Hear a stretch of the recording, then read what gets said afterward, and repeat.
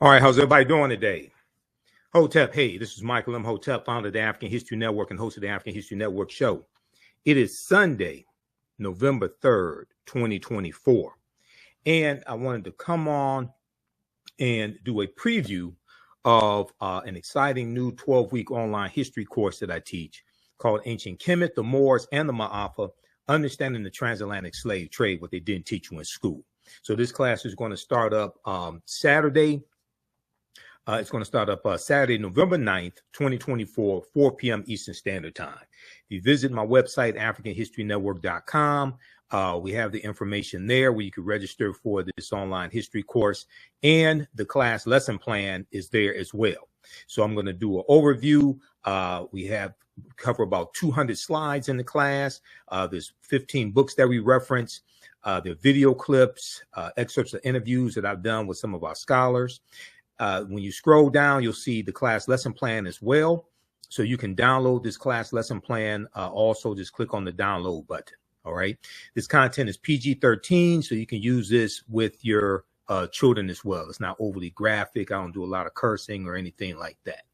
Okay. So when we deal with the transatlantic slave trade, we have to understand that African people are the original people of North, Central, and South America, and came to this land prior to 1619.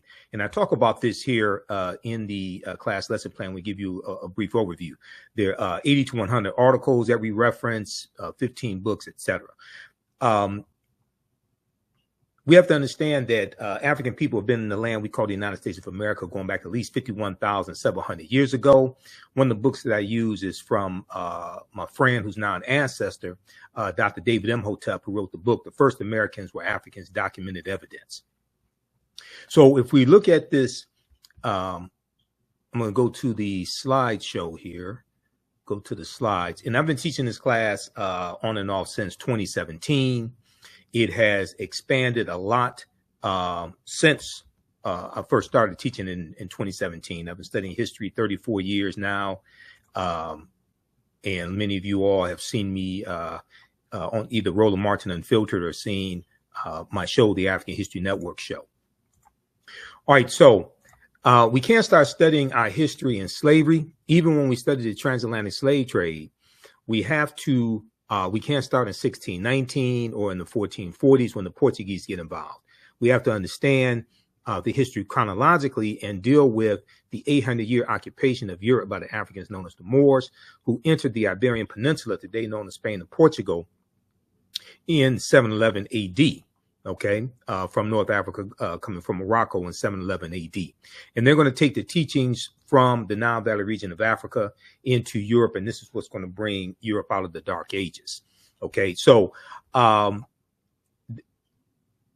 we also have to understand that African people are the original people of North, Central, and South America and have been in the land we call the United States of America at least 51,700 years ago.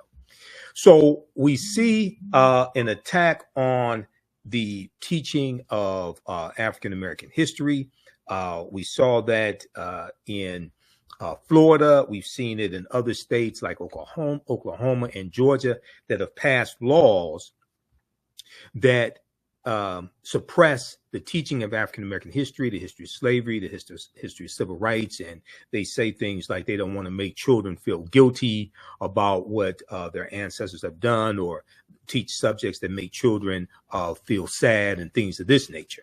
And this ties into also the book banning that we've seen coming from local school boards, but also these laws being passed at the state level, especially in former Confederate states, states that made up the Confederate States of America during the U.S. Civil War, 1861 to 1865. We've all heard about the College Board in Florida and how they rejected the African American Studies class, the Advanced Placement African American Studies class in Florida. This is an article from CNN.com. College Board hits back at Florida's initial rejection of Advanced Placement African American Studies course and admits it made mistakes in rollout.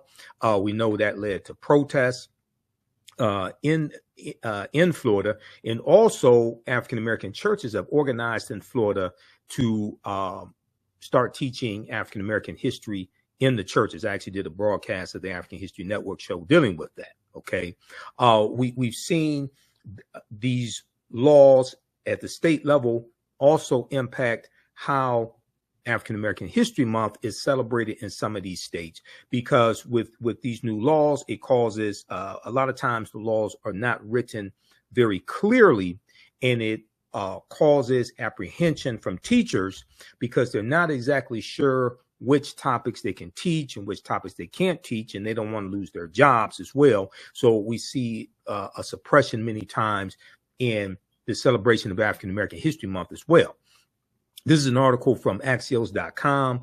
New rules are limiting how teachers can teach Black History Month. New rules are limiting how teachers can teach Black History Month.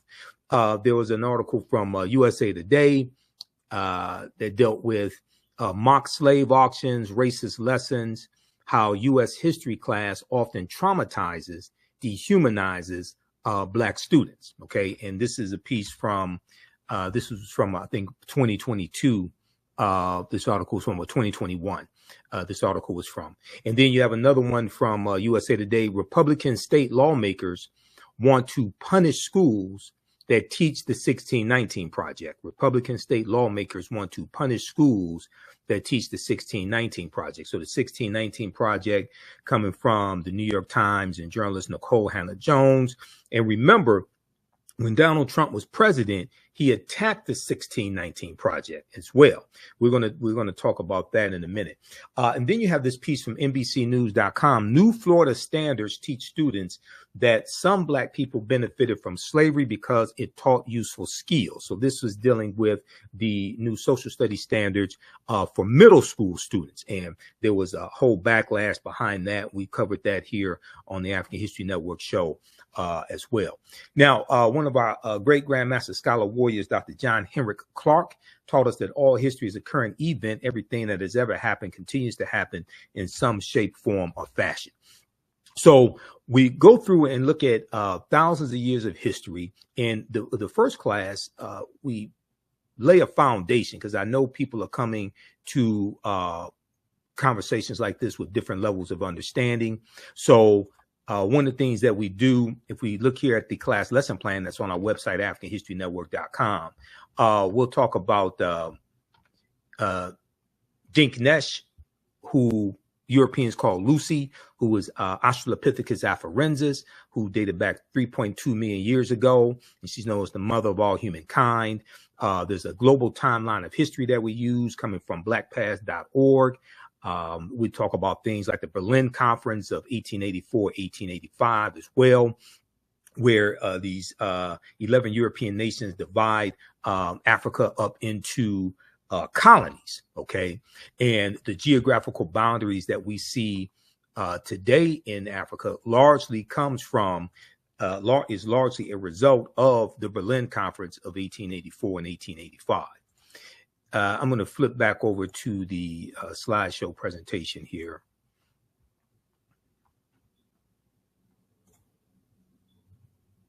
All right, so when we look at Dinknesh, and her remains were found, it was about 40% of the remains, her remains that were found, and she got the name Lucy from the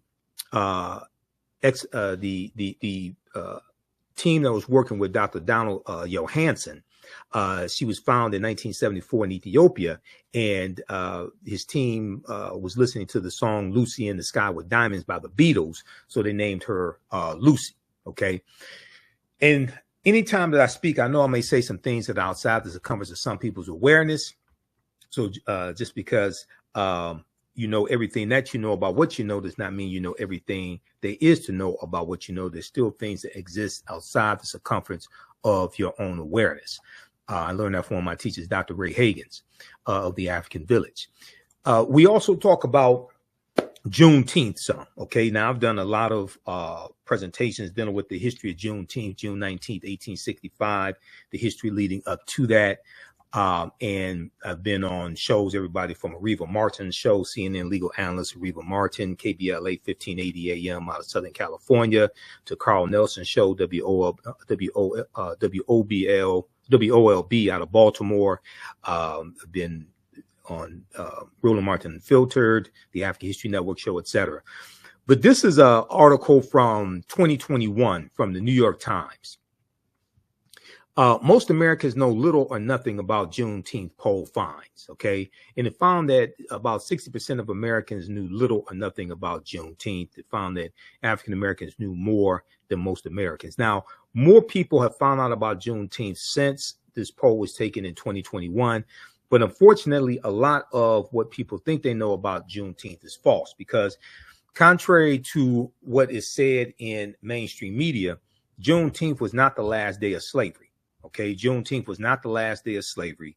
And also the Emancipation Proclamation did not free the slaves.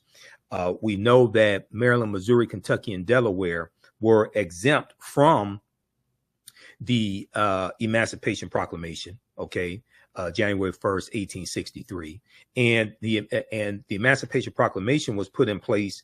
It was not designed to free the slaves. It was an ultimatum that Lincoln gave the South, and it was designed to bring the South back into the Union. That was the goal. It was designed to bring the South back into the Union.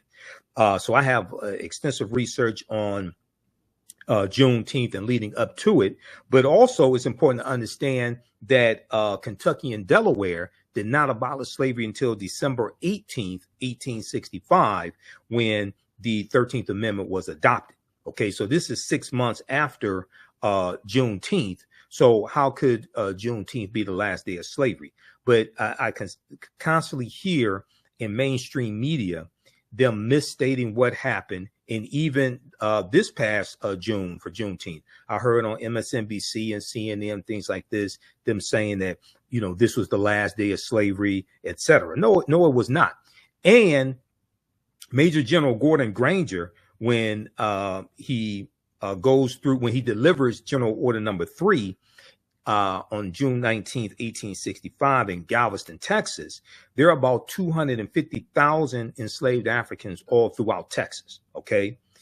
All of them did not get the news on the same day. All of them did not get the news that they were free on the same day. It's going to take Major General Gordon Granger almost a year to go all throughout the state of Texas. And when he goes in, he has about 2,000 Union troops, most of them African-American men. They have to physically bring Texas back under the control of the Union, because Texas was part of the Confederacy. So it takes almost a year to go through Texas and deliver General Order Number 3 and physically bring Texas back under control of the Confederacy. So June 19th, 1865, even though it did happen, that was the agreed upon date to celebrate Juneteenth and celebrate enslaved Africans in Galveston, Texas, as well as Texas getting the word that they were free. But they did not all get the word on the same day. Okay, they were riding on horseback, not in Escalades. Major General Gordon Granger, they were not riding in Escalades. They didn't have social media. Okay, so that's something else that you learn when you dig into this history. All right, now it's important to understand that Maryland did not abolish slavery until November 1st, 1864. November 1st, 1864. So this is almost 2 years after the Emancipation Proclamation. There's a really good article that I use in the second class that I teach, Black Resistance Movements, 1492 to 1968, from Christopher Columbus to the Haitian Revolution to the Black Power movement. It's called The Not Quite Free State of Maryland. The Not Quite Free State of Maryland. And this is from this piece is from the Washington Post. And it talks about how Maryland dragged its feet when it came to ending slavery. Okay. If we flip over to this here, I just pulled this article up. I want to show this to you. How's everybody doing? Give us a thumbs up, give us a heart, give us a like on this broadcast. You can visit my website, AfricanHistoryNetwork.com. Register for this online course right now, this 12-week online course. We do the sessions live. All the sessions are archived and recorded. You can go back and watch it anytime. So you don't have to be live in class to watch it. You can go back and watch it a year from now, 2 years from now. You'll still have full access to the class. And the content is PG-13, so you can use this with your children. It's not overly graphic. I don't do a lot of cursing, anything like that. The not quite free state. Maryland dragged its feet on emancipation during Civil War. So this is from September 13th, 2013 by Miranda Spivak.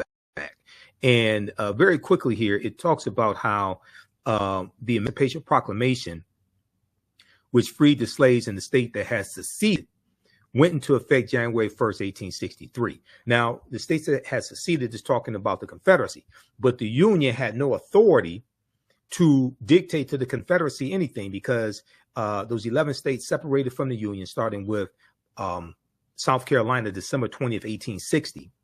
And they're going to set up their own government. They're going to form the Confederate States of America in early 1861. Right around February 1861, they form the Confederate States of America.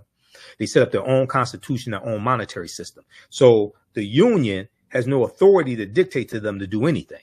The Emancipation Proclamation was a military strategy stating that if those territories in rebellion against the Union did not come back into the Union by January 1st, 1863, that their slaves would be set free. Okay. And the preliminary Emancipation Proclamation was issued September 22nd, 1862. So as the article says, but Maryland didn't act until 1864. But Maryland did not act until 1864 when it held a referendum. And even then, the outcome wasn't at all certain. Even then, the outcome wasn't at all certain. And let me try to zoom in some for you on this. Okay. So it goes on to say the vote. So they had in Maryland, they put it on the ballot, okay, to determine whether or not they were going to end slavery.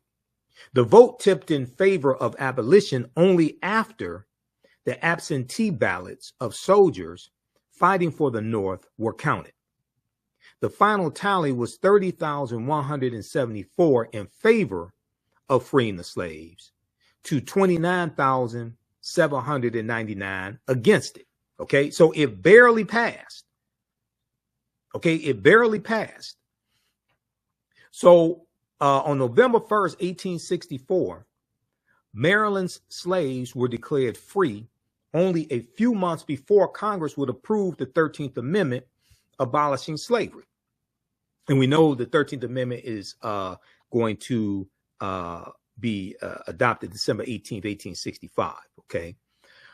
Many blacks in Maryland had taken matters into their own hands by that time, either escaping to the district or enlisting in the Union Army, where they served as free men.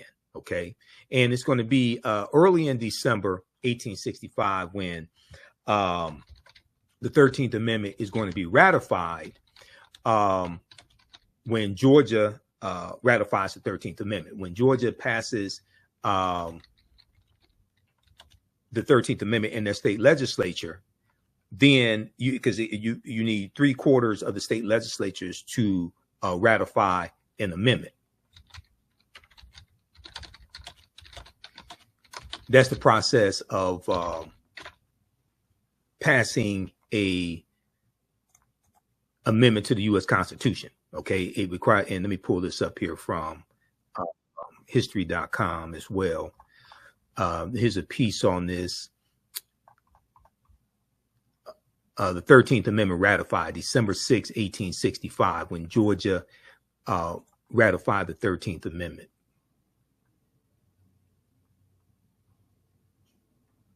Okay, hold on if I can. Let me show you this article here. So to amend the U.S. Constitution, the bill has to pass both the House and the Senate by 2/3 majority vote, and then it has to be ratified by 3/4 of the state legislatures by 2/3 majority vote, which means the state legislatures have to vote on it as well. So this is from history.com, official website of the History Channel. We use resources and articles from a number of different sources. History.com is just one of them. On December 6, 1865, the 13th Amendment to the U.S. Constitution, officially ending the institution of slavery, is ratified. Quote, neither slavery nor involuntary servitude, except as a punishment for a crime whereof the party shall have been duly convicted, shall exist within the United States or any place subject to their jurisdiction. Okay. Now, that, as I stated to the Detroit Reparations Task Force on March 2nd, 2024, when I gave my historical presentation to them, and it's on our YouTube channel, Michael Imhotep, and on our Facebook fan page, the African History Network, you can go see the presentation, and I did a visual presentation for them. This, the 13th Amendment is based upon a previous law called the Northwest Ordinance of 1787. The Northwest Ordinance of 1787. Which, contrary to popular belief, people think that, this was created to re-enslave African Americans. No, that's false. And if you watch the extensive interview I did with historian Dr. Darrell Scott, who's a history professor, he was at Howard University. Now he's at Morgan State University. I think he's at Morgan State now. We deal with the history of that clause dating back to the Northwest Ordinance of 1787. Okay, it's and the Northwest Ordinance is one of the main reasons why Michigan, Wisconsin, Illinois, Indiana, Ohio don't have a deep history of slavery and didn't have a large number of slaves. Part of it dealt with the climate. Part of it dealt with their economy wasn't largely dependent upon slavery. Just like in Michigan, the economy was not largely dependent upon slavery, but also the Northwest Ordinance of 1787 largely abolished slavery in those areas. Okay, so, but you can watch the presentation that I did and I get deeper into it. Within these words, the single greatest change wrought by the Civil War was officially noted in the Constitution. Now, the ratification, so they talk about the ratification process and give you some background information on the preliminary Emancipation Proclamation. And here they talk about the Northwest Ordinance as well. I think is Senate.gov has a good article on the Northwest Ordinance of 1787. Senate.gov is the official website of the U.S. Senate, and they have a history section there also. So when I teach this history, I take you to the history section of the U.S. Senate, take you to the history section of the U.S. House of Representatives, things of this nature. Lincoln believed that a constitutional amendment was necessary to ensure the end of slavery. In 1864, Congress debated several proposals. Some insisted on including provisions to prevent discrimination against blacks by the Senate Judiciary Committee, provided the eventual language. Okay, but the Senate Judiciary Committee provided the eventual language. It borrowed from the Northwest Ordinance of 1787, as I stated, when slavery was banned from the area north of the Ohio River. Okay, the Senate passed the amendment in April 1864. So all this was one of the problems, because in the interview that I did with Dr. Darrell Scott, we dealt with the misinformation in Dr. Ava DuVernay's, not Dr. Ava DuVernay, in Ava DuVernay's documentary 13th. And I saw the documentary when it came out, and I did a presentation here in the Detroit area at Nandy's Knowledge Cafe dealing with the origins of the war on drugs, you know, going back to 1875 and Chinese men working on the railroads, being the anti-opium laws in San Francisco dating back to 1875. But I talked about the origins of Richard Nixon's war on drugs, because Richard Nixon declared his war on drugs, President Richard Nixon, June 17th, 1971. Okay, and we dealt with, you know, why marijuana was made illegal going back to 1937, and Harry J. Anslinger, who was the first chairman of the Federal Bureau of the National Narcotics Bureau, the Federal Bureau of Narcotics, Harry J. Anslinger, 1937. All of that, we dealt with all that history. Okay, so, but the premise of the documentary 13th by Ava DuVernay is that, the 13th Amendment re-enslaved African Americans, things of this nature because of the loophole. That's false. And if you watch the interview that I did with Dr. Daryl Scott, and we're going to re-air that here on the African History Network. If you watch that interview, we got deep into that history. It showed how it was false. And when people repeat that misinformation, they usually don't talk about the Northwest Ordinance of 1787 because they don't understand this history. But that's something that I explained to the Detroit Reparations Task Force dealing with this conversation. Okay, when Georgia ratified the 13th Amendment on December 6, 1865, the institution of slavery effectively ceased to exist in the United States. And then it was adopted December 18th, 1865. But Georgia became, I think it was the 27th state to ratify the 13th Amendment. So you can check this out here at history.com, which is the official website of the History Channel. 13th Amendment ratified December 6, 1865. So you have some people who say, well, it's all right to celebrate June 19th, commemorate June 19th, but we also have to celebrate December 6th, 1865. I agree. I agree with that. And when we have these celebrations around Juneteenth, and I deal with this, I speak at different Juneteenth celebrations. When we have these celebrations around Juneteenth, it's all right to come together and have fun, but we have to deal with history, economics, law, and politics. History, economics, law, and politics. And we have to correct the history of Juneteenth and protect the history of Juneteenth. This is extremely important. We have to correct the history of Juneteenth and protect the history of Juneteenth. Juneteenth gives us an opportunity to force into a national conversation a history that Republicans especially are passing laws in state legislatures to suppress the teaching of that history in schools. Okay, so Juneteenth gives us an opportunity to do that and correct the misinformation in the media and educate people on this history. And the way you treat a people is largely based upon what you think about a people. What you think about a people is largely based upon what you've been taught about a people. What you've been taught about a people is largely based upon everything you've read, heard, and seen about a people. So this is why Dr. Carter G. Woodson, who co-founded the Association for the Study of Negro Life and History in 1915, and who created Negro History Week in 1926, which became Black History Month.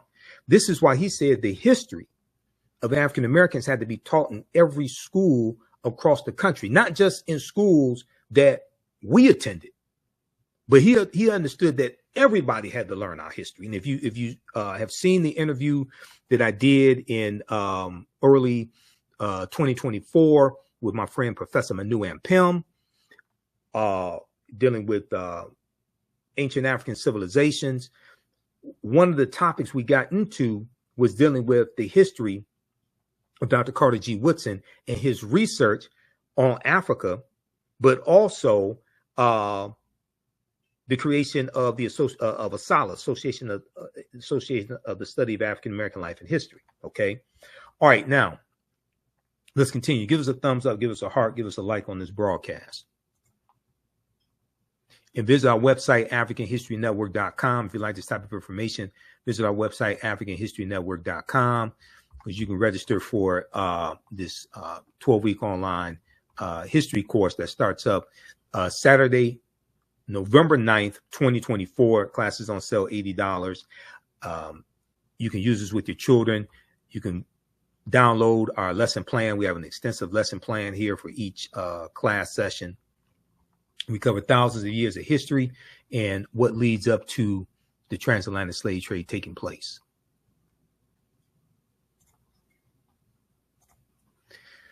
All right, let's continue here. I'm going to go back to the PowerPoint presentation.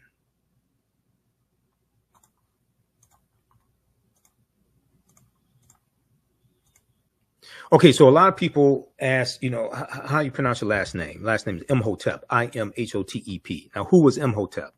Imhotep was one of the greatest people that ever lived in human history. He was a high priest, a physician, an architect. He was a designer of the step pyramid at Saqqara for Nasubiti Zoger, or Pharaoh Zoger, in the Third Dynasty. He was known as the world's first multi-genius. Okay. He lived somewhere circa 3000 BC. You'll see some estimates 2700 BC to 3000 BC, somewhere around there. Okay. This book here by Dr. Malefe Keti Asante, who I also interviewed in 2023, my friend Dr. Malefe Keti Asante, who's a history professor at professor of African American Studies at Temple University in Philadelphia. He's a prolific author of dozens of books dealing with Africa and African American history. This is one of his books here. We use this in the class, The Egyptian Philosophers, Ancient African Voices, from Imhotep to Akhenaten. Okay, this right here. So you don't have to buy any of these books to follow along in class. We show you excerpts on the screen. If you want to have them for your own personal library, that's fine. The Egyptian Philosophers, Ancient African Voices, from Imhotep to Akhenaten. Now, Imhotep means he who comes in peace in the ancient Medu Neter language. And he was known as the world's first multi-genius. Now, these are two famous statues of Imhotep. Okay. So this is Imhotep, and this is not Imhotep. In the 2001 movie, The Mummy Returns, the villain's name was Imhotep. And you have this Arab Eurasian looking actor, Arnold Vosloo, who portrayed High Priest Imhotep in the movie The Mummy Returns. Okay.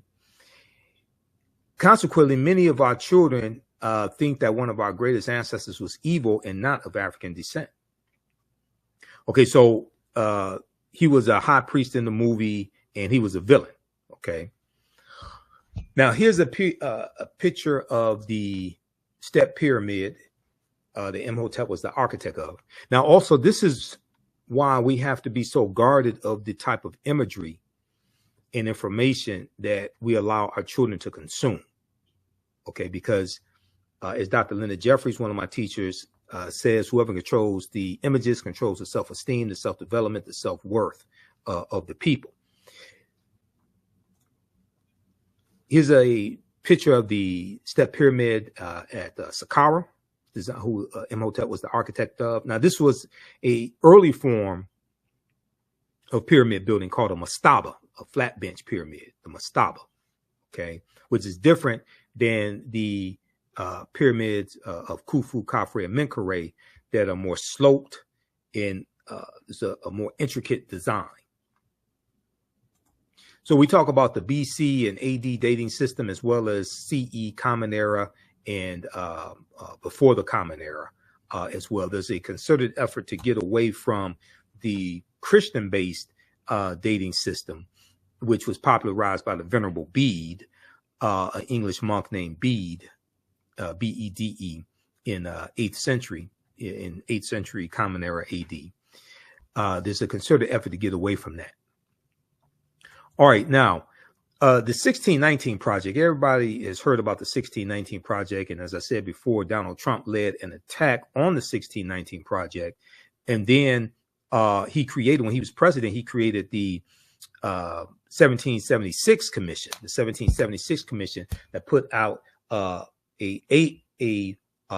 non-historical, ahistorical view of history. Luckily, President Joe Biden disbanded the 1776 Commission when he became president, and he took down that report that they had at whitehouse.gov. All right. But what a lot of people don't know, and I've done some presentations in the past before about this, much of what we've been told about Virginia's first Africans, August 20th, 1619, is wrong. Okay. And contrary to popular belief, African people were here in the land we call the United States of America, going back at least 51,700 years ago. Now, this is not saying Native Americans didn't exist, anything like that. No, that's not what I'm saying. I'm saying there were African people here before the people who we call, there were African people here before the people who we have been taught to call Native Americans. All right. We'll get to that in just a minute. So this is a historical marker at Fort Monroe in Virginia, and it notes the arrival of the first Africans in Virginia. This is from the Virginia Department of Historic Resources. There's a good article from VirginiaMercury.com from August 11th, 2019, called Much of What We've Been Told About Virginia's 1619 First Africans is Wrong. Much of what we've been told about Virginia's 1619 First Africans is wrong.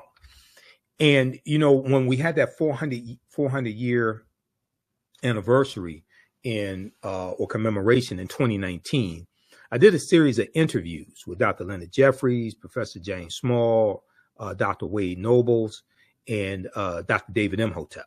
Okay, so those are on our YouTube channel, Michael Imhotep. I'm going to dig into our archives and edit those and rebroadcast those also, because I have hundreds of shows that I've done over the past 14 years that I've been doing the African History Network show.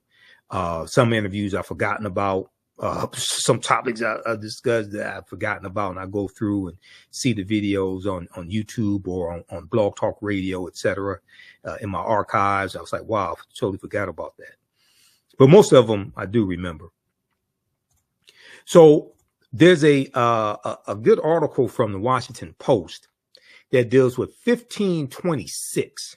And this is something that I talk about in my lectures, how people will talk about 1619, but they won't discuss 1526 because the Spanish were taking Africans into the territory we call South Carolina and Georgia, the South Carolina, Georgia area, 93 years before 1619, 93 years before 1619. There's a good article from the Washington Post called Before 1619, There Was 1526. The mystery of the first enslaved Africans and what became the United States. And in this article, it talks about how Spanish explorers brought 100 slaves to a doomed settlement in South Carolina or Georgia. Within weeks, the subjugated revolted, then vanished. Okay. I want to pull up the article from the Mercury News. I want to pull that one up because I hear a lot of people saying that Africans first came to this land in August 20, 1619. Okay. And even though that did happen, usually they don't talk about the fact that this was our land stolen from us and we were here going back at least 51,700 years ago. I'm going to come to that in just a minute. But let's look at this article here from VirginiaMercury.com. Much of what we've been told about Virginia's 1619 first Africans is wrong. Much of what we've been told about Virginia's 1619 first Africans is wrong. So this is a good article by Rex Springston, August 11th, 2019. And I'm just going to share an excerpt of it. Okay. In this piece here, it talks about what really happened. Okay. In 1619.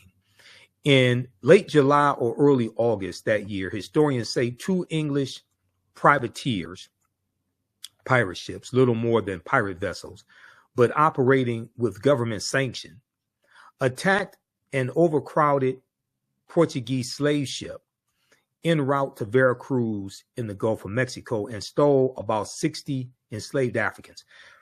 So the Portuguese slave ship was called the San Juan Batista, and they captured about 350 Africans from Angola, okay, and put them on the San Juan Batista. And there were 2 English pirate ships, the White Lion and the Treasurer. They're going to hijack the San Juan Batista and take about 60 African captives. Okay, about a third of them had died on the brutal voyage. About a third of the 350 captives had died on the brutal voyage.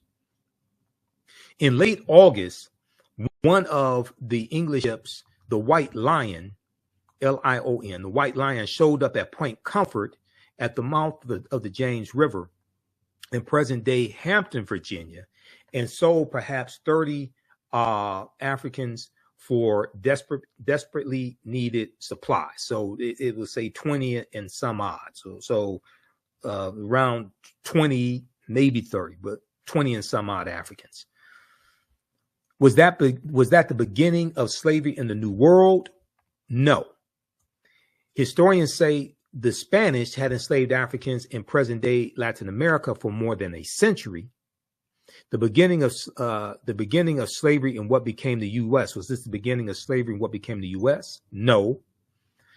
The Spanish took enslaved Africans to a settlement in the present-day Carolinas in 1526. Okay, the Georgia, South Carolina area in 1526, as I just stated. That's 93 years before 1619. These African slaves rebelled and the settlement failed. Also, the Spanish took African slaves to St. Augustine, Florida, which, unlike the Jamestown colony in Virginia, still thrives. That was in 1565. Okay. And we know that you had Africans being taken into Bermuda in 1616, which was an English colony. It turns out that enslaved Africans were taken to English-controlled Bermuda, part of North America, in 1616. So that's 3 years before, even though that's not part of the contiguous United States, but that was an English colony. That's 3 years before 1619. Okay, so read the rest of this article as well, and we deal with this in the class. Much of what we've been told about Virginia's 1619 first Africans is wrong. The other thing that a lot of people don't understand is that codified slave laws did not exist in any of the 13 colonies, or what would become the 13 colonies, in 1619. Okay, codified slave laws didn't exist then. If you look at one of the books we use in the class is Before the Mayflower by Lerone Bennett Jr. And I think I have it in this presentation here, the page 40 from the 6th edition of Before the Mayflower. And if I don't have it, I'll pull it up. Let me see here. Where is that? Okay, it's later in the presentation right here. This is from page 40 of Before the Mayflower by Lerone Bennett Jr. Okay, and then you have to understand Bacon's Rebellion also to understand this, and we deal with Bacon's Rebellion in the class as well. And actually, let me show you this here. Okay, I have it. I forgot that I have I scanned this and have the PDF. So this is what I show you in class. I'll show you. I'm gonna zoom in. I'll go through this again. I'm gonna zoom in on this. Okay, so you should be able to see this better. Sorry about that. Okay, so this is from page 40 of Before the Mayflower by Lerone Bennett Jr., 6th edition. Okay.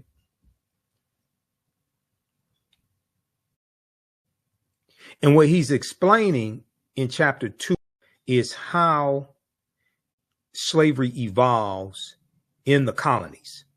And the way that we think all of this evolved and happened is different than the way it actually happened. He talks about working together in the same field, sharing the same huts, in the same situation, and the same grievances. The first Black and white Americans, aristocrats, accepted. The first Black and white Americans, aristocrats, accepted, developed strong bonds of sympathy and mutuality. They ran away together, played together, and revolted together. They revolted together. That's Bacon's Rebellion, for instance, in 1676 in the colony of Virginia. They mated and married, siring a sizable mixed population. In the process, the black and white servants, the majority of the colonial population, created a racial wonderland that seemed somehow un-American in its lack of obsession about race and color. There was, to be sure, prejudice then, but it was largely English class prejudice, which was distributed without regard to race, creed, or color. There were also, without regard to race, creed, or color. There were also, needless to say, prejudiced individuals in the colony, but this is a fundamental difference between prejudice and racism. Their personal quirks and obsessions were not focused and directed by the organized will of a community. So racism is a system of advantage and privilege distributed based upon race, coming out of the ideology of European white supremacy. Racism occurs when one race of people control the majority of the wealth, power, resources, benefits, privileges, land, access to education, access to opportunity, jobs, etc. And they use that to marginalize, subordinate, and do harm to another race of people by encoding that into the laws, into the legal systems, etc. This is racism. Racism is a system of advantage and privilege distributed based upon race. That's different than prejudice. That's different than somebody having a predisposition to people based upon race, creed, or color, or not liking people, or bigotry, not liking people because of their race or ethnicity or something like that. Racism is a power structure. Racism is encoded into the laws and policies. Okay, so let's go back to this page 40 of Before the Mayflower. Their personal quirks and obsessions were not focused and directed by the organized will of a community. The basic division at that juncture was between servants and free people. The basic division at that juncture was between servants and free people, and there were whites and blacks on both sides of the line of servants and free people. Of all the improbable aspects of this situation, the oddest to many blacks and whites is that white people did not seem to know that they were white. It appears from surviving evidence that the first white colonists had no conception of themselves as white people. The legal documents identified whites as Englishmen and or Christians. Englishmen and or Christians. The word white, with this burden of arrogance and biological pride, developed late in the century, late in the 17th century, late in the 1600s, as a direct result of slavery and the organized debasement of blacks. So this is going to be after Bacon's Rebellion of 1676. The same point can be made from the other side of the line. For a long time in colonial America, there was no legal name to focus white anxiety. The first blacks were called blackamoors, Moors, Negers, and Negars, N-E-G-E-R-S, Negers, and Negars, N-E-G-A-R-S, okay? Blackamoors and Moors, M-O-O-R-S. The word negro,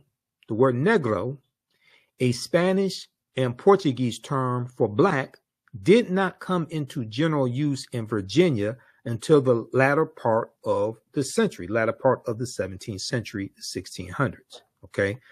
All right, so read this. This is from page 40, Before the Mayflower, 6th edition by Lerone Bennett Jr.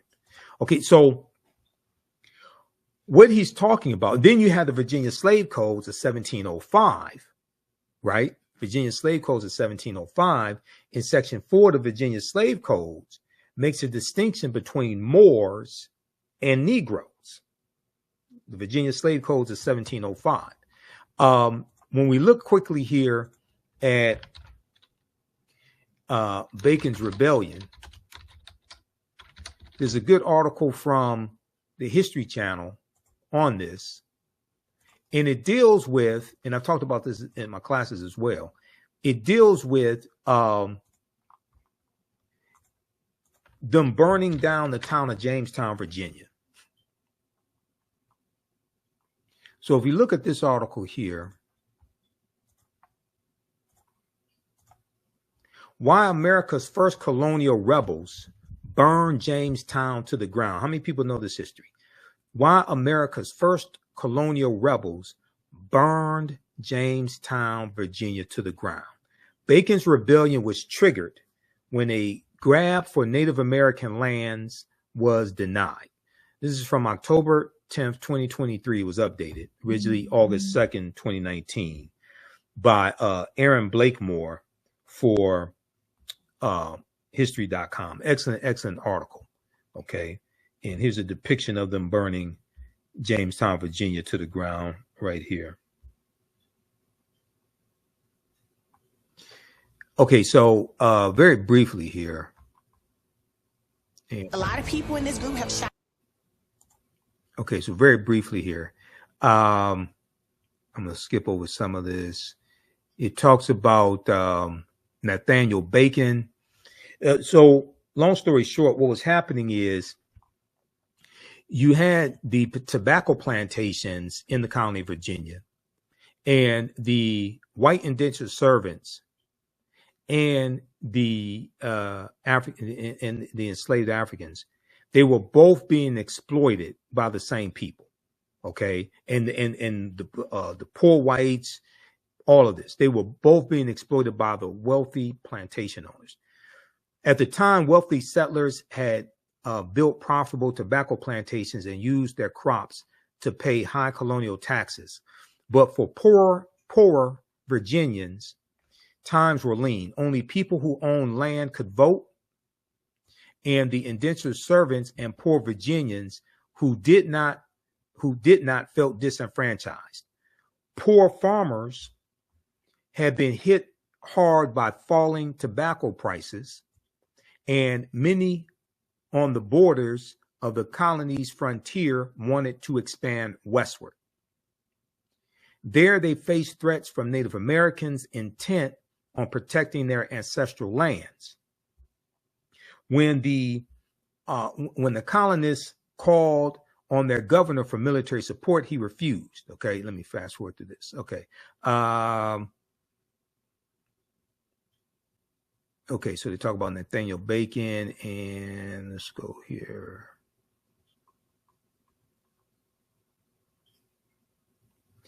Bacon declared a rebel by Virginia governor.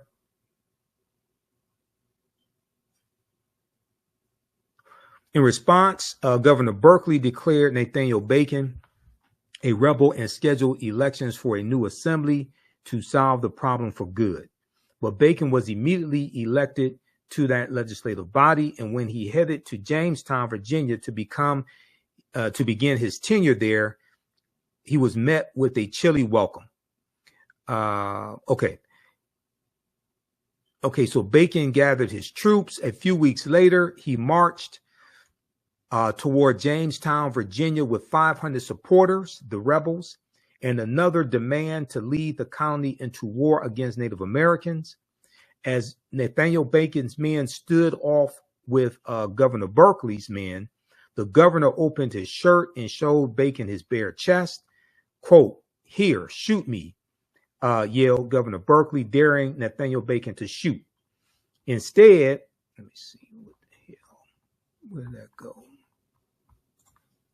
Okay, instead, Nathaniel Bacon retreated, traveling throughout Virginia, recruiting other disgruntled rebels. Let's see here. Okay. In response, Nathaniel Bacon and his men rushed into Jamestown, rushed into Jamestown, Virginia, burning and pillaging as they went. On the night of September 19th, they torched the entire town, burning it to the ground. This is the entire town of Jamestown, Virginia. On the night of September 19th, they torched the entire town, burning it to the ground. As the embattled governor fled, Nathaniel Bacon's supporters terrorized what remained of the town and the governor's supporters. Okay. Now, I don't know if this was the inspiration for the song, the roof is on fire. We don't need no water. You know, you remember that song? I don't know if Bacon's rebellion and them burning down the town of Jamestown, Virginia was the inspiration for that. Maybe it was. I don't know. Okay. But what's going to happen is this is going to cause a drastic shift in the history that we still feel today. How Bacon's rebellion planted the seeds of race-based slavery.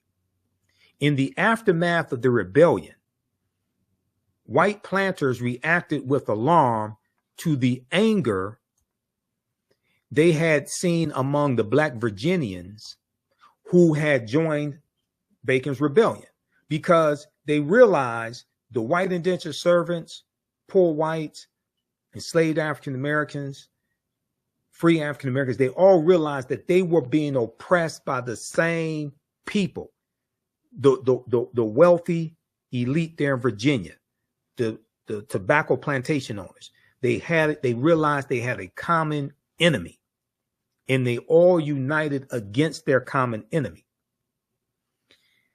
Quote, the planters had not been able to control this rowdy labor force of servants and slaves, end quote, historian Ira Berlin told PBS.org, Public Broadcasting System. But soon after Bacon's rebellion,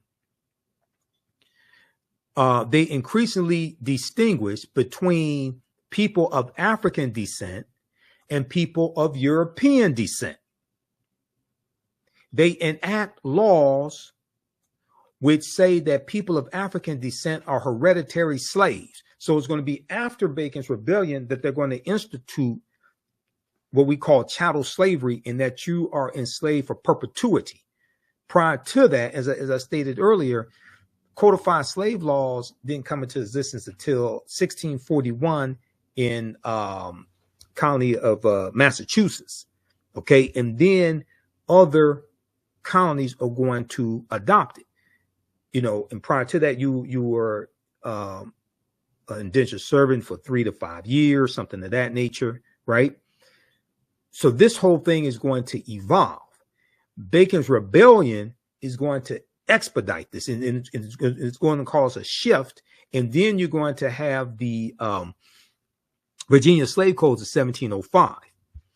Okay, now planters feared that their white indentured servants could do. They feared what their white indentured servants could do, so they slowly eliminated the system of indentured servitude, relying instead on enslaved Black people, enslaved Africans, to work their plantations. Also, in about 1680 in England, the economy in England improves, so there is a declining amount of people willing to come to the colonies to enter into indentured servitude as well. So you start having a labor shortage. Okay, so now they're shifting more towards African people for slave labor, and they're developing more laws surrounding slavery. Planters feared what their white indentured servants could do, so they slowly eliminated the system of indentured servitude, relying instead on enslaved African people to work their plantations. Backlash from Bacon's rebellion is credited with helping kick off the racial distinctions that defined the colonies and the United States that followed. And we're still dealing with the consequences of the backlash to Bacon's rebellion to this day. Okay, read the rest of this article here. Okay, why America's first colonial rebels burned Jamestown to the ground. Okay, this was Bacon's Rebellion. The article could be subtitled "The roof is on fire," you know, but I guess they didn't want to. I guess they didn't like that title. I told them that's what you should call it, but I guess they didn't like that. So it is what it is. Okay. All right. How's everybody doing? Give us a thumbs up, give us a heart, give us a like on this broadcast. You can register for this 12-week online history course that I teach at our web. You can register at our website, AfricanHistoryNetwork.com. We deal with thousands of years of history and what leads up to the transatlantic slave trade taking place. And then we go through and analyze the transatlantic slave trade as well. It's called Ancient Kemet, the Moors, and the Ma'afa, Understanding the Transatlantic Slave Trade, what they didn't teach you in school. Class number 1 starts Saturday, November 4th, 2024, 4 p.m. Eastern Standard Time. So we do the classes live. All the sessions are archived and recorded. You can go back and watch it anytime. Okay. Click right here to register here for it. You can use this content with your children as well. I would say it's PG-13. It's not overly graphic. We won't do a lot of cursing, anything like that. It's interactive. You can ask questions. We have a live text chat. You can see me. I can't see you. So you don't have to worry about, you remember during COVID and everybody was on Zoom going to work, and you're at home, you got your pajama bottoms on, but you got a suit on top or something like that, or a blouse on top. Okay. So you can wear whatever you want to wear. Okay. I don't take attendance in the class, anything like that. Download the class lesson plan here as well. I'm going to post a link here so you can register for the class. It's at our website, AfricanHistoryNetwork.com. Also, follow me on our Facebook fan page, The African History Network, The African History Network. My YouTube channel, Michael Imhotep, Imhotep. And on Instagram, Michael Imhotep as well. You can also, if you want to support us through Cash App or PayPal, you can do that also. You scroll down the page, we have our Cash App information, $ the AHN show through Cash App and through PayPal, paypal.me/the AHN show. We added information here, information about the African History Network show Sundays, 9 p.m. 11 p.m. Eastern Standard Time. But here's our Cash App information, $ the AHN show, SHOW. When you go to it, it'll say Michael and show my picture there, most likely. You click on the link. It takes you to our Cash App QR code. Okay, so you can scan that. These are some fake African History Network Cash App accounts. There's 5 that I have identified. I don't know what Cash App is doing. I'm still trying to get them to shut these fake African History Network Cash App accounts down. Like this one here says, the AHN show, SHO. Ours is the AHN show, SHOW. So they've been stealing money from us. You can click on this link. That's our link for PayPal also. Okay. All right, let's continue here.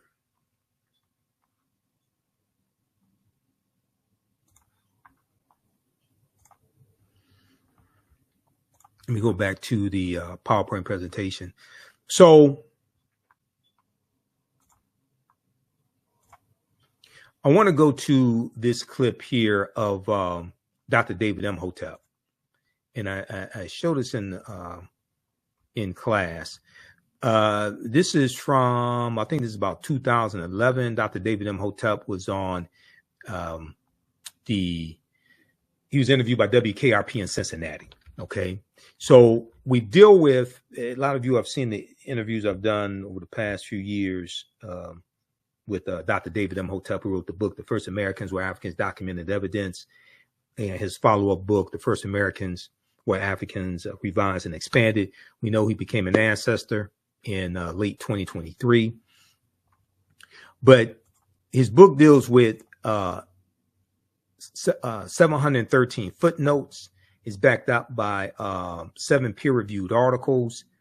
And on page 14 of his book, he talks about how evidence of an African presence 51,700 years ago in a campsite in Allendale County, South Carolina, was discovered by Dr. Albert Goodyear, who's an archaeologist at the University of South Carolina. They found 13 different types of evidence that thoroughly document an African presence in the land we call the United States of America, going back at least 51,700 years ago. So they found artifacts, architecture, campsites, carvings, Egyptian writings, footprints in lava, genetic M174D haploid groups dealing with DNA and genetics, linguistics, paintings, skulls, skeletons, structures, and tools. They found 13 different types of evidence thoroughly documented an African presence. This right here is a picture of Dr. Albert Goodyear. This is an article that came out 20 years ago, November 18th, 2004, from ScienceDaily.com, ScienceDaily.com. The name of this article is New Evidence Puts Man in North America 50,000 years ago, okay? And an excerpt of the article from ScienceDaily.com, and this is a scientific website. They have all types of archaeological discoveries, scientific discoveries, things of this nature. An excerpt from the article says, radiocarbon tests of carbonized plant remains, where artifacts were unearthed last May along the Savannah River in Allendale County by University of South Carolina archaeologist Dr. Albert Goodyear, indicate that the sediments containing these artifacts are at least 50,000 years old, okay? Indicate that the sediments containing these artifacts are at least 50,000 years old, meaning that humans inhabited North America long before the last ice age. So these humans were the short-statured Africans known as the Khoisan. Okay, the short-statured Africans known as the Khoisan that come from Southern Africa. An October 2012 genetic study published in Science magazine found that the Khoisan in Southern Africa are the oldest ethnic group of modern humans, with their ancestral line originating about 100,000 years ago. The Khoisan, formerly called by the derogatory term Bushmen, are genetically unique, and no other currently known population had separated so early from our common modern human ancestor, according to the report. So this is an article from Science magazine. Now here are two Khoisan sisters. These are the short-statured Africans. The Khoisan live mainly in Southern Africa, in territories spanning Botswana, Namibia, Angola, Zambia, Zimbabwe, and South Africa. They are largely divided into two groups, hunters and gatherers, known as the Sans people, or Sans people, and keepers of livestock, known as the Khoi people. Okay, Sara Baartman, Sarta J. Baartman, was Khoisan, okay, also known as Hottentot Venus, and you know she was sexually exploited in England in the 19th century. The Khoisan languages include the distinctive click sounds that are not found in the languages of their neighbors. Okay, there's an article from AtlantaBlackStar.com called 5 Ethnic Groups That Prove the First Humans Were Black, and it talks about the Khoisan. Okay, now here is the Dr. David Imhotep on being interviewed on WKRP in Cincinnati, Channel 5. For those that remember the TV show with Venus Flytrap and Lonnie Anderson from the late 1970s, early 1980s, about the radio station WKRP in Cincinnati, there really is a WKRP in Cincinnati. I don't know if there's a radio station, but there is a TV station. Let's go to this clip. Wow, and we should say, we have a picture of the book too. It's the first Americans were Africans, and we were talking about Dr. Ivan Van Sertima because I remember back in the 1980s, my dad took me to hear him. He came here to Cincinnati, and his book was They Came Before Columbus, and he talked about you know, how Africans were here. He had a lot of, great research information, and so it was just kind of eye-opening. But we haven't heard a lot about that recently. So tell us how you got involved here. I'm showing that Africans not only came before Columbus, they came. Wow, and we should say, and we have a picture of the book too, and it's the first Americans were Africans, and we were talking about Dr. Ivan Van Sertima because I remember back in the 1980s, my dad took me to hear him. He came here to Cincinnati, and his book was They Came Before Columbus, and he talked about how Africans were here. He had a lot of, great research information, and so it was just kind of eye-opening, but we haven't heard a lot about that recently. So tell us how you got involved here. I'm showing that Africans not only came before Columbus, they came before the Indians. So you're going even farther back. I'm going farther back, at least 56,000 years old. Okay, now we've got a graphic up here about 130,000 years ago. Yeah, well, they sailed over here. And when I lecture, people say, well, wait a minute, humans weren't sailing, let alone they weren't boating 130,000 years ago. And I beg to differ. Last year, New York Times quoted the BBC, and they wrote an article on how in Crete they have found a stone industry of stone tools dating back to at least 130,000 years. And Crete has been an island in the middle of the Mediterranean for 5 million years. So they had to sail, and it was a continuous civilization, which means they were going back and forth. They knew how to navigate. So if they got to Crete 130,000 years ago, it's easy 70,000 years later that they could make it to the Americas at 56,000 years ago. Right. That's really, now how did you even get back to this research? I mean, this is just, did you start by reading They Came Before Columbus, and then you expanded on that research? Yes. You see, 36 years ago, Dr. Van Sertima's book came out, and this information is piled on for 36 years. So many different things, so many cutting-edge articles and things have been found since then. Yeah, and so what's the reaction you get when you talk about how Africans came here even before Native Americans? People are amazed. They're shocked. They're shocked. First come shocks, and then they're smiling, and some frown, of course. And then, and what about the school systems? Because, have we gotten this information to the educational system? Not yet. The book has only been out for a month and a half. And what kind of feedback are you getting though when you go around and talk about this? I mean, I'm assuming you're doing lectures around the country. Yeah, well, I always bring my peer-reviewed articals. Okay. Because my thesis, which is the same as my title, The First Americans Were Africans, is backed up by 7, soon to be 8 peer-reviewed journal articles, which is the height of academia. Wow.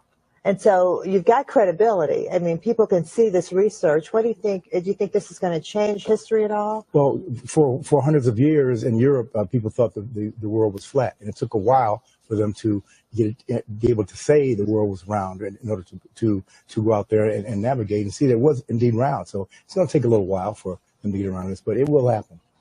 And so what part of Africa were the Africans from who came to Brazil? Well, the DNA, the Genome Project found that the earliest ones, the ones that they found in Tierra del Fuego, in the very tip of South America, in 1874, 1876, were the short Africans, the Khoisan, who spoke with clicks, like that. The Gods Must Be Crazy did a movie on that. Yeah, I remember that, yeah. Yes. So they have about the Coca-Cola bottle that fell in, yeah. Yes, they have the oldest DNA and the oldest language on the planet, and they were all over. Oh, wow. All over all 3 Americas, as well as Asia. Well, have they done any DNA tests in Brazil to see that? Yes, they have. The Genome Project went all around the world. There are 100,000 people participated. Wow. Taking DNA swabs. And so first we know that it's possible to get over here by canoe. And second of all, the DNA from that group of Africans is in Brazil. The most important thing, not to forget to ask me, well, I will tell you that, where do the Native Americans come from? Well, we've always been taught that they came across the Bering Straits from Asia. This is true, but they did not come until 3000 BC. There is no evidence of them coming before 3000 BC. So for 53,000 years, there were nothing but Africans in North, Central, and South America. Wow. When they come over 3000 BC, those two groups, the Africans and the Mongolians, get together, the Asians, get together, and their children are the Native Americans. Wow. This is why the Native Americans do not look Chinese. They are a little different than Chinese. Right. Oh, that's, you know what? I mean, we need to learn. It makes a lot of sense, Yes. Dr. Imhotep, and we need to learn our history. All right. So that's an excerpt of that interview. And I interviewed Dr. David Imhotep, I think about 13 times on the African History Network show. Okay, so as I said in the beginning, there's a concerted effort to suppress the teaching of certain types of history in school. History of slavery, civil rights movement, different aspects of African American history, etc. And this is part of Project 2025 to attack diversity, equity, and inclusion, to dismantle the Department of Education. Chapter 18 deals with dismantling the Department of Education. I've actually been on some panels recently talking about Project 2025. So there was on October 18th, 2024, Donald Trump was on Fox and Friends, okay? And he's talking about dismantling the Department of Education. I'm going to show you this clip because I put together a video dealing with this. And it's important for people to understand Project 2025 is let me just show you this here, and I'm going to show you this clip, okay? It's from the Heritage Foundation, okay? I was talking about Project 2025 in 2023 because I found out about it in September, at least by September 2023 on Ali Velshi's show on MSNBC, okay? And then I went back and looked, and I saw some clips going back even to August of them talking about Project 2025. I saw those as well. But I definitely remember September 2023. And he was talking about the Heritage Foundation. I already knew about the Heritage Foundation and Paul Weyrich, who co-founded the Heritage Foundation in 1973. He founded the Heritage Foundation in 1973. But Project 2025 is called Mandate for Leadership, the Conservative Promise. Mandate for Leadership, the Conservative Promise. It was released in April 2023 by the Heritage Foundation. Okay. For a lot of people, this was the first that they heard about the Heritage Foundation. And this was the first that they heard about Mandate for Leadership. The Heritage Foundation has been issuing Mandate for Leadership going back to 1981. Now, this website is from the Heritage Foundation. Just so you know, you can scroll all the way to down to the bottom at project2025.org. It tells you copyright the Heritage Foundation 2023-2024. Okay. So the Heritage Foundation has been issuing their Mandate for Leadership going back to 1981 and for the Reagan administration. And they talk about how the Reagan administration adopted 64% of the policies that they of the policy proposals that they made. That is on page, I think, 885 of Project 2025. And let me switch over, because when you go to this website, you can actually download a PDF of Project 2025. You can download the full, it's a PDF of the full 922 pages. And let me find something here, because I have the PDF here. I want to show you this here. I want the full thing though.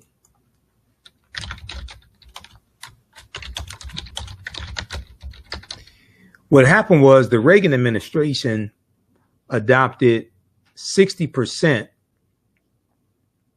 of the policies from Project 2025, from Mandate for Leadership in Reagan's first term.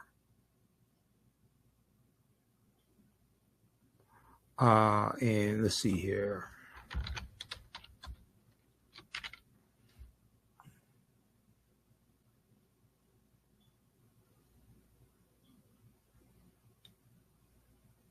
If we look at this article from the Heritage Foundation's website, heritage.org, and I'm going to actually pull up Project 2025 here. Hold on. I'm going to pull up the actual PDF.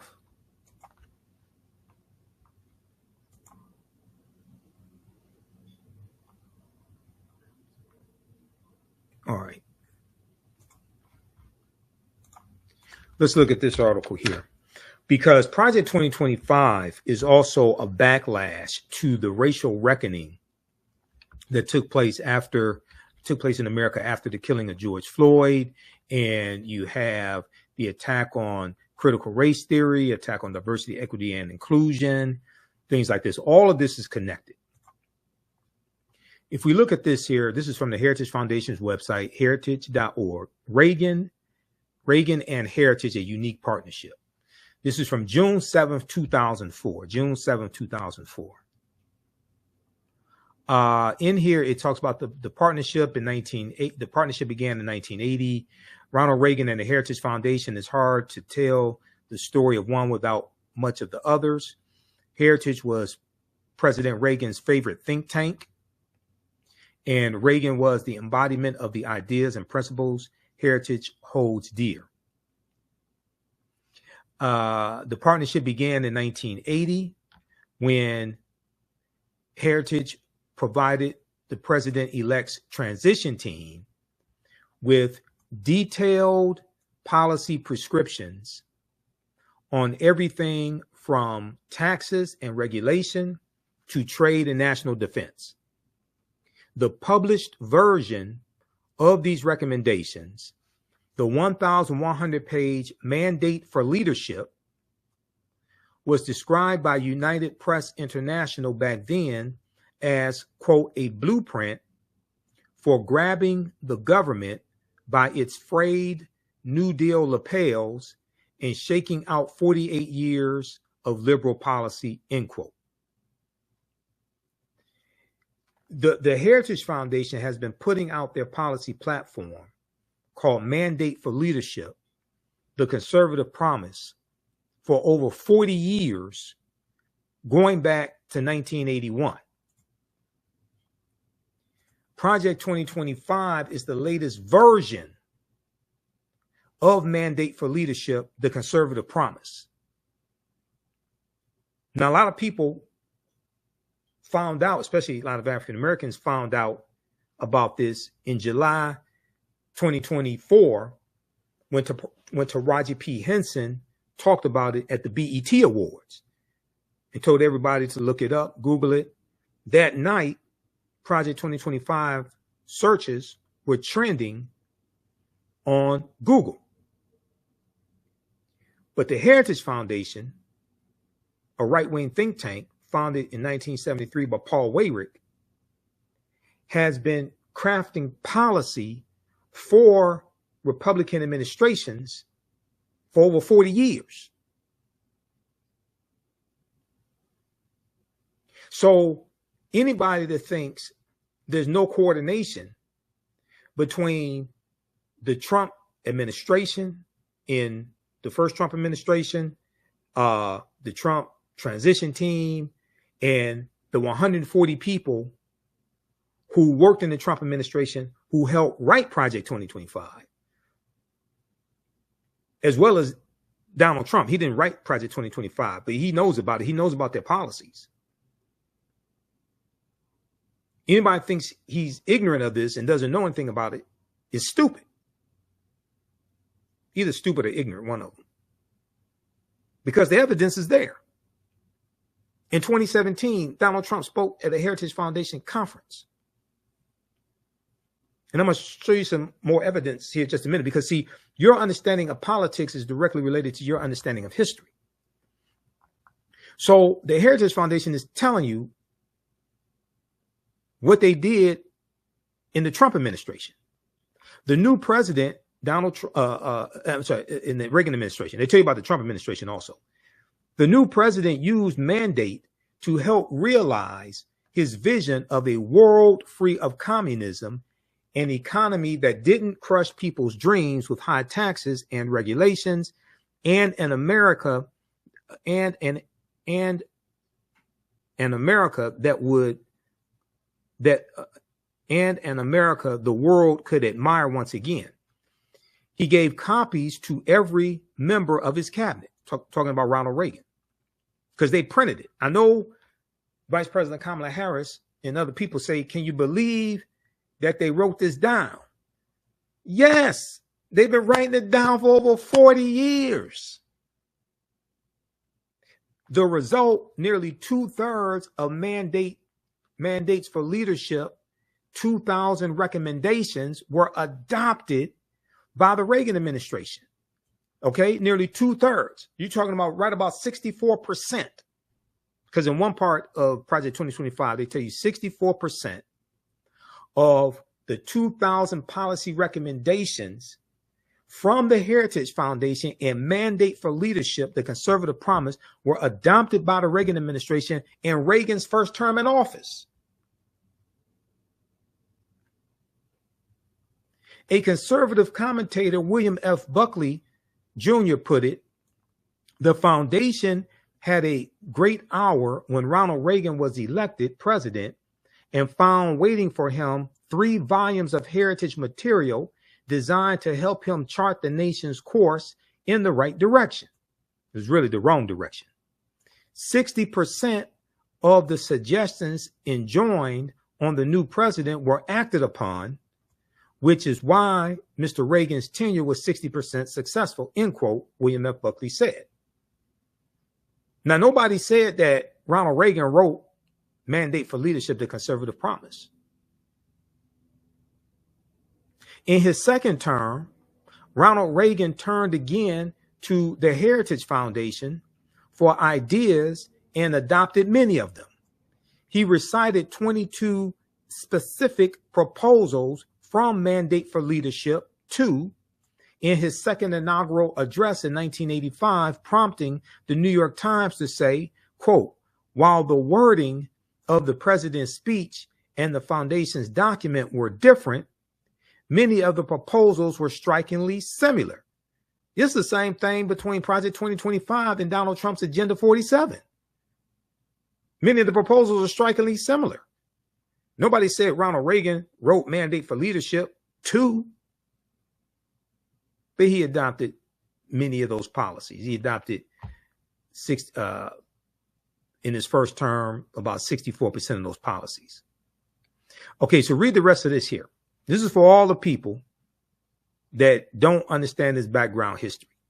And then they give you a timeline of history and coordination between Ronald Reagan and the Heritage Foundation. This is at the Heritage Foundation's website. This is from June 7th, 2004. This article is from 20 years ago. Reagan and Heritage, a unique partnership. Some people may call it a partnership made in hell.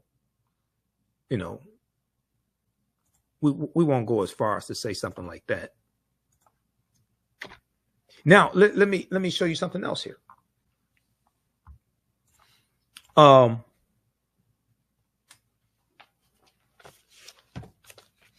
I want to show you this piece here. Where is that? This deals with Trump and Project 2025. Where is that?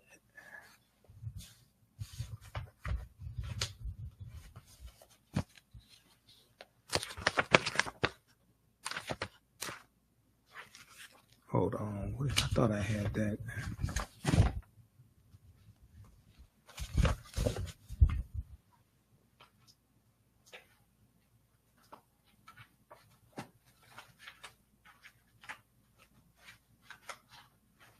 Hold on, let me find this. I thought I had it here with the other ones.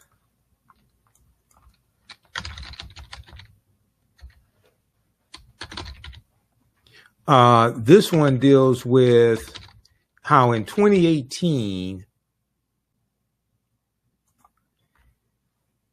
it talks about Trump adopting policies from the Heritage Foundation. Hold on.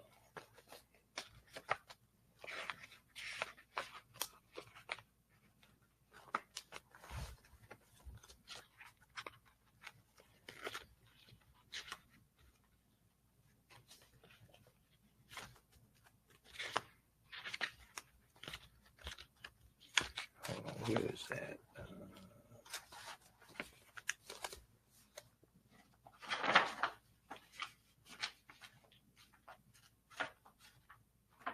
Thought I had it here with my Heritage Foundation articles.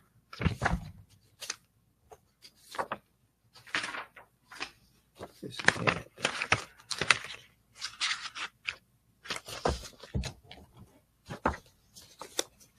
So I want to show this to you.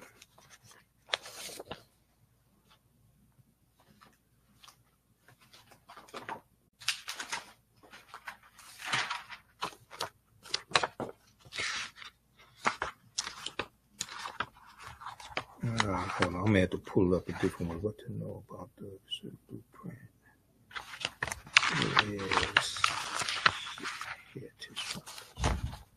What is that? Hold on, let me find it a different way. Here is Project 2025.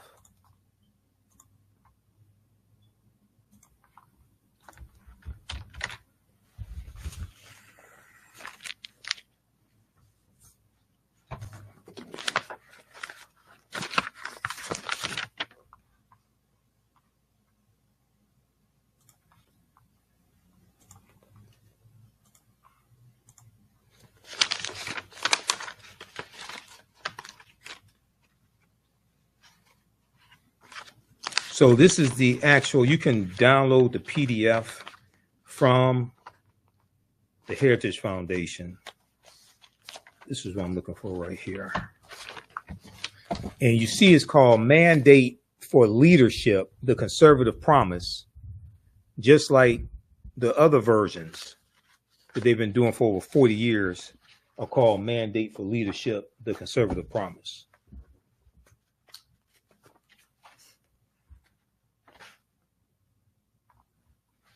All right, now I want to go here. I think it's page 885.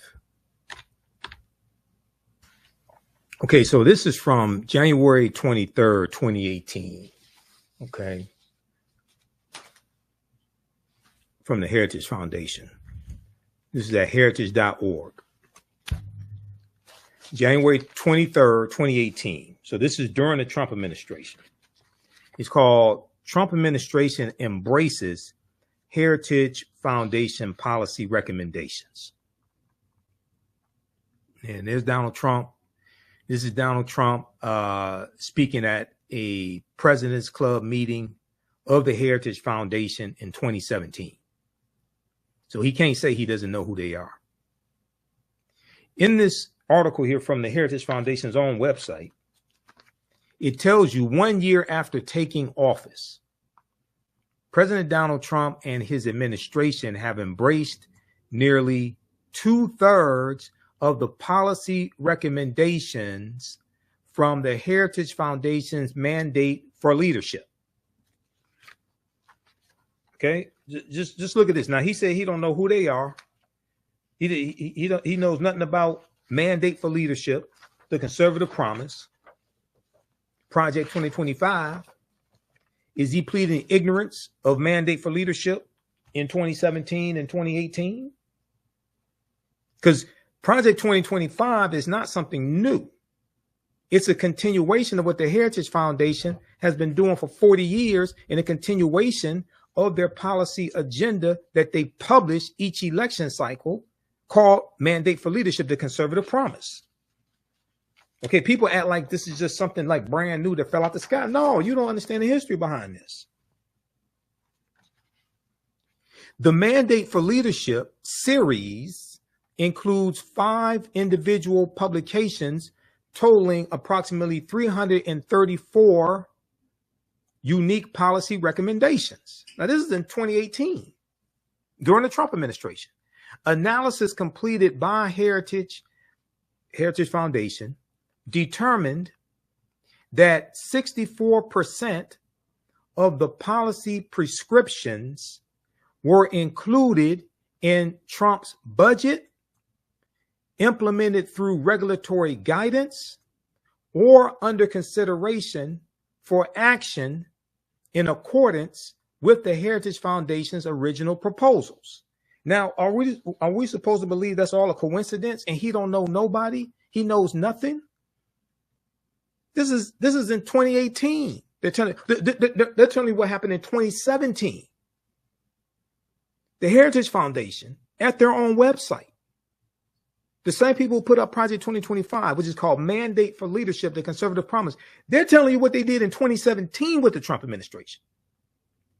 Analysis completed by Heritage Foundation determined that 64% of the policy prescriptions were included in Trump's budget, implemented through regulatory guidance, or under consideration for action in accordance with the Heritage Foundation's original proposals.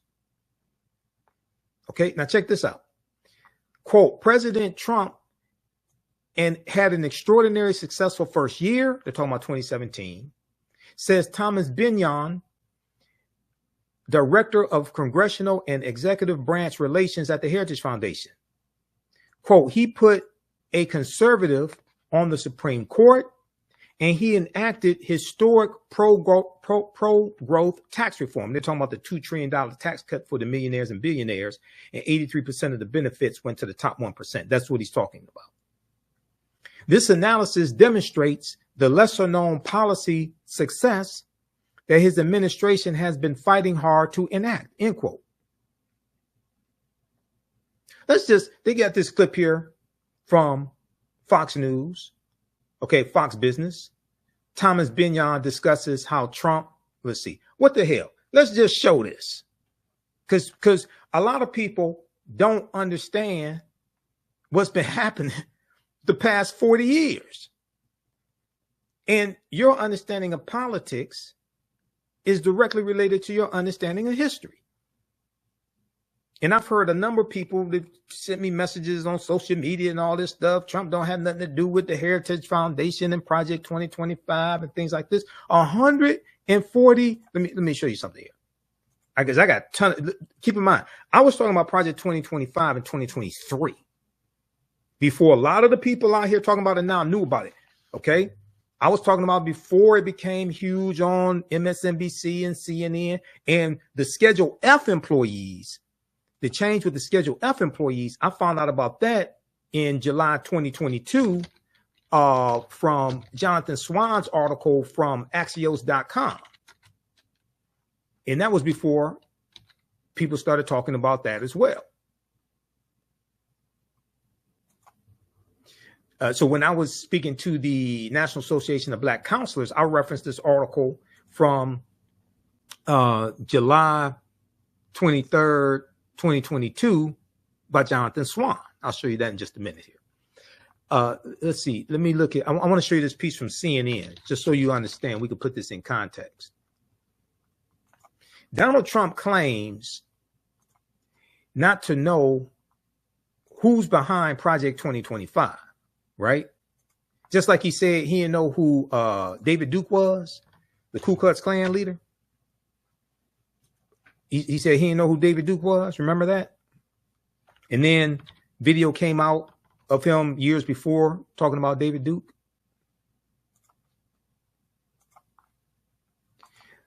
This is a good article from CNN.com. Trump claims not to know who is behind Project 2025. A CNN review found at least 140 people who worked for him are involved. A CNN review found at least 140 people who worked for him are involved. Now, this is from July 11, 2024. So all these people around him know about Project 2025, but he's ignorant. He knows absolutely nothing. Don't know who the Heritage Foundation is. I don't have anything to do with them. I have nothing to do with Project 2025. People that worked in your administration, at least 140, from Dr. Ben Carson to Tom Homan, who headed up the Homeland Security, to Russell Vought, who headed up the Office of Management and Budget, to Ken Cuccinelli.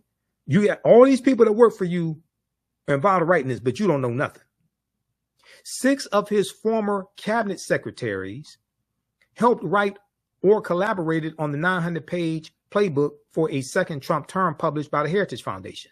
4 individuals Trump nominated as ambassadors were also involved, along with several enforcers of his controversial immigration crackdown. And about 20 pages are credited to his first deputy chief of staff.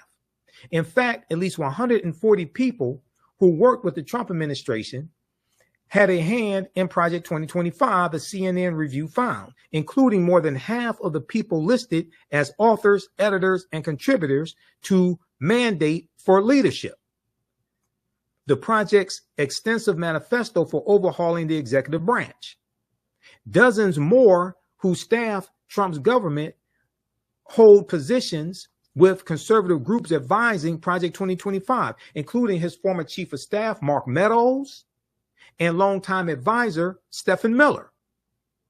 These groups also include several lawyers deeply involved in Trump's attempts to remain in power, such as his impeachment attorney, Jay Sekulow, and 2 of the legal architects of his failed bid to overturn the 2020 presidential election, Cleta Mitchell and John Eastman.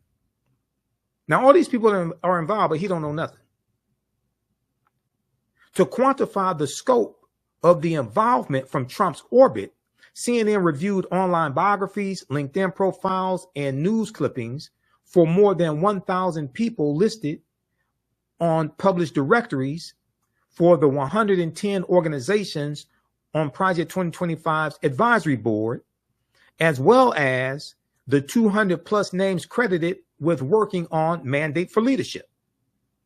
Overall, CNN found nearly 240 people with ties to Project 2025 and to Donald Trump, covering nearly every aspect of his time in politics and the White House, from day-to-day foot soldiers in Washington to the highest levels of his government. The number is likely higher because many individuals' online resumes were not available. Read the rest of this here.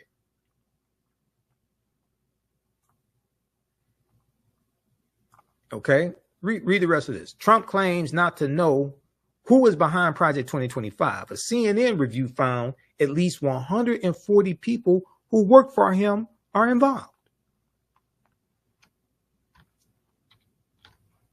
All right, now I want to go back to this. I want to show this video here from, I said I would show you this video from Fox Business here. Let's go. And okay, let's go to this. Year in office than Ronald Reagan did in his first year with respect to conservative agenda. In fact, the conservative group made this determination based on its own agenda of policy recommendations, of which President Trump embraced 64%. President Reagan embraced only 49%. So has President Trump become the new gold standard of conservatism? With me now to discuss Madison Jesse Otto, Washington Times columnist, also National Coalition for Trump advisor, and Tommy Binion, Heritage Foundation, Congressional and Executive Branch Relations Director. Tommy, so Heritage Foundation has the Mandate for Leadership, 5 individual publications, 334 unique policy recommendations, and President Trump took up 64% of them in his budget. Does that make him the new gold standard of conservatism? Absolutely. President Trump is a conservative president. And also, this analysis shows that he's a very active president. He's adopted many of these recommendations and pushed them forward and accomplished many of them. It's things like the Paris Climate Change Agreement. It's things like repealing Barack Obama's net neutrality regulations. Those types of things, these are sort of under-the-radar accomplishments, under-the-radar policies that he's pursued. And yes, they're conservative, and yes, they're good for the country, and this analysis gives him credit for that. You know, Madison, and a lot of the things that we have on the list there really angered the left progressives in the mainstream media, getting out of the Paris Climate Accord, repealing net neutrality. President Trump took a lot of heat of those. Yeah, you know, Charles, what an incredible year for conservatives, and I imagine that we're going to have 3 to 7 more incredible years under President Trump. You know, a lot of people looking back were on the fence, conservatives specifically, concerned about some of the things that he said, but you cannot judge him by what he said, but by what he does. He's always been someone that planned to back up his words with actions. That's exactly what he did. We look at the Supreme Court. That's why a lot of people end up coming over the fence, jumping to the side and voting for him. And when he's talking about making an impact long term, let's look at the federal district courts and let's look at the federal appellate courts. I mean, this is places where he's going to have an effect long after his presidency is over in the world of conservatism. Madison, do you think then that ultimately people should say, hey, forget about the rhetoric and the occasional tweet that may be distasteful, if you will, and look at the achievements and the direction we're going? That ultimately is what matters? Oh, absolutely, because guess what? These words and silly tweets that people agree or disagree on and bicker about aren't going to affect people's lives, but these policies and these decisions that he's making in the Oval Office are going to affect our lives not only now, like I said, but for decades to come. And so I think that's what people need to keep in mind, and I think that's what they will keep in mind when we go to the midterms in 2018 and we look at back, you know, to 2016. They were on the fence hoping this would happen, and it did happen. So I think they're going to do that in 2018 and 2020 as well. Tommy, I know it's a badge of honor, but some people may say approximately 70 former Heritage employees either work for the Trump transition team or are now part of the administration. Is that too much influence by one particular organization? No, I don't think so. That's absolutely a strategy of the Heritage Foundation to better the country. The individuals, the researchers, the smart people here at the Heritage Foundation have a passion for this country. They're patriots, and they went to work in the administration to make the country a better place. I don't think that's a knock against Heritage or too much influence at all. And yes, it's those 70 individuals and the president and the rest of his administration that enacted and adopted these policies. Right. And we believe the reason we work here, the reason we work so hard on these policies is because we believe that ultimately they're going to deliver a better America for the American people. Quickly, before I let you go, Tommy, is there one of the items that ranks high that wasn't adopted that you'd like to still see implemented? I know there's a lot of them, but the one that maybe sticks out the most to you. Repeal and replace Obamacare. It's got to go. Health care is too expensive. That depends on the Congress. The president's leading on it, but it's got to happen. Thank you both very, very much. Appreciate it. President Trump. All right. So, and once again, the Heritage Foundation wants to repeal and replace the Affordable Health Care Act. Donald Trump has nothing to replace it with. He has a concept of a plan. Okay. These are policies coming from the Heritage Foundation. Now that clip that I just showed you, that clip is from 2018, and let me go to it. Okay, so that is from January 25th, 2018, right here. That's on the Heritage Foundation's website. I mean, their YouTube channel right here. So name of that clip, Tommy Binion, B-I-N-I-O-N, discusses how Trump has embraced 64% of Heritage policy recommendations on Fox Business. Okay. That's at Heritage Response Room, one of the YouTube channels. And that is from January 25th, 2018. So they're showing you the coordination between the Heritage Foundation and the Trump administration adopting 64% of the policy recommendations from Mandate for Leadership, the Conservative Promise. Okay. Now, Project 2025, as I've said, that's just the latest version of Mandate for Leadership, the Conservative Promise. Now, I want to go back to that article here.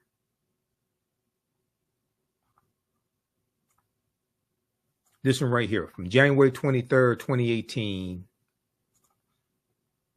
from the Heritage Foundation's website. Trump administration embraces Heritage Foundation policy recommendations. January 23rd, 2018, right? And they're talking about what happened during the first year of the Trump administration.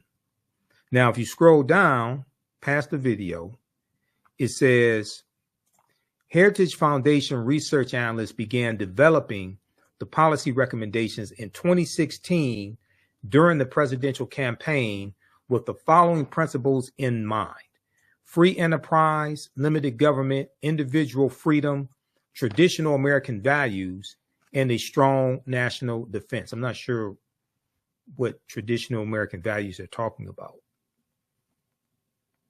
I mean, this is a guy who had sex with a porn star, cheated on all his wives, committed business fraud, committed sexual assault. What? And then later, you know, he incited the coup January the 6th, and his supporters assaulted over 140 police officers. I'm not sure what American values, traditional American values, they're talking about. But it goes on to say, with approximately 70 former Heritage Foundation employees working for the Trump transition team or as part of the Trump administration, the policy recommendations coming from Mandate for Leadership, the Conservative Promise, have served as guidelines for reducing the size and scope of the federal government through specific and detailed actions. Okay, so then it goes on to say the first Mandate for Leadership was released in January 1981, containing policy proposals of reform that would make government more efficient and effective. President Ronald Reagan distributed Heritage's book at his first cabinet meeting. Quote, as President Biden did in the 1980s, Tom Binion said, President Trump has embraced the comprehensive recommendations made in the Mandate for Leadership. These achievements have led to economic growth, a stronger national defense, and a restoration of the rule of law. So Project 2025 is called Mandate for Leadership, the Conservative Promise. Trump knows about Mandate for Leadership, the one during his presidency. He's ignorant of this one, and it's from the same people. And at least 140 people that work for him wrote it. Over the past several months, now keep in mind, this article is from January 2018. Over the past several months, Heritage Foundation's executive branch relations staff reviewed the 334 policy recommendations and met with senior administration officials in the several agencies. Heritage analysts briefed administration officials on the recommendations, provided additional insight and information, and advocated for reform. Okay, but he knows nothing. And it goes through and shows some things that the Heritage Foundation got enacted from Mandate for Leadership under the Trump administration. Now, as President Obama said on the campaign trail, the fond economy that people remember was actually the Obama-Biden economy, because they saved the economy, brought us out of the recession, created 11.3 million jobs. They handed over a healthy economy to Donald Trump, 75 consecutive straight months of private sector job growth under Obama-Biden. They handed over a 4.7% unemployment to Donald Trump, and the employment rate kept going down. But it wasn't something that Trump did. He didn't create that economy. That was Obama-Biden that did that, starting out with the American Recovery Act in 2009, which was an $831 billion bill that had stimulus checks in there. Obama didn't put his signature on the stimulus checks. It jump-started the economy and created 10 years of private sector job growth. And under President Obama, you had 75 consecutive months of private sector job growth. So research that. All this history is connected. Your understanding of politics is directly related to your understanding of history. Okay, let me go back to the PowerPoint presentation in the preview of this class. How you all like this type of information? We left off talking about Dr. David Imhotep, but then got into this discussion here because this deals with history as well. And you can visit our website, AfricanHistoryNetwork.com, AfricanHistoryNetwork.com. and you can register for this 12-week online history course that I teach. Class number 1 starts up Saturday, November 9th, 2024, Ancient Kemet, the Moors, and the Ma'afa, Understanding the Transatlantic Slave Trade, what they didn't teach you in school, okay? We deal with thousands of years of history what leads up to the transatlantic slave trade taking place. We deal with some of the attack on the teaching of history in schools, especially African-American history. You can download the full lesson plan here. Click on download, register right here for it as well. You can use this information with your children. I would say the content is PG-13. It's not overly graphic. We don't do a lot of cursing or anything like that. The 200 slides that we reference, 80 to 100 articles, 15 books that we reference. I show you the excerpts of the books on screen, so you don't have to buy any of them if you don't want to. You can get them for your personal library, but you don't have to buy the books to follow along in class. I'll show you video clips of interviews I've done with some of our scholars as well. Like Professor James Small, Professor Kabahai Watakamane, Anthony Browder, who wrote Nile Valley Contributions to Civilization, which is one of the books that we use in the class, and Runoko Rashidi, as well as others. And my copy of Nile Valley Contributions to Civilization is around here. I think it's on the bookshelf. Put on the bookshelf. Right here. Yeah, Nile Valley Contributions to Civilization by Tony Browder.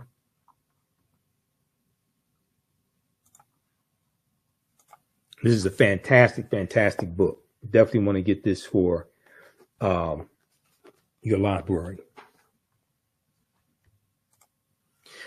Okay, so I talked about how Donald Trump said he would shut down the Department of Education. He said this on Fox and Friends. Okay, I want to go to this clip here to show you how elections have consequences.